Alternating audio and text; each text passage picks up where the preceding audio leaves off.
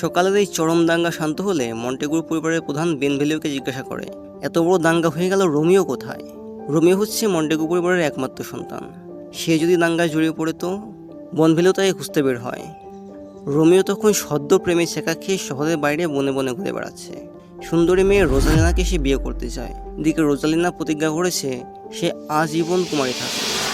তাকে খুঁজে বের করে বনভেলিও বলে, তুমি সেই এক মেয়েকে নিয়ে পড়ে আসছো?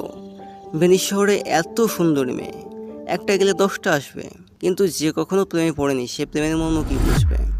সেদিন রাস্তা দিয়ে হাঁটার সময় এক নিরক্ষর ব্যক্তি তাদের কাছে এসে একটা চিঠি পড়ে দিতে বলে। সে ছিল ক্যাপুলেট পরিবারের এক ভৃত্য। ক্যাপুলেটরা এক বিশাল বল নাচের আয়োজন করেছে। লেডি ক্যাপুলেট শহরের সবাইকে চিঠি দিতে পাঠিয়েছে এই ভৃত্যকে। লজ্জায় বলতে পারেনি সে পড়তে চায় না। এখন যাকে পাচ্ছে তা থেকে শুনে নিচ্ছে চিঠিতে কার নাম আছে। চিঠি পড়ে দেওয়ার সময় আমন্ত্রিত অতিথিদের মধ্যে রোসালিনার নাম দেখে রোমিওর মাথা ঘুরে যায়। তাকে পার্টিতে যেতে হবে, কিন্তু পার্টি ক্যাপুলেটদের।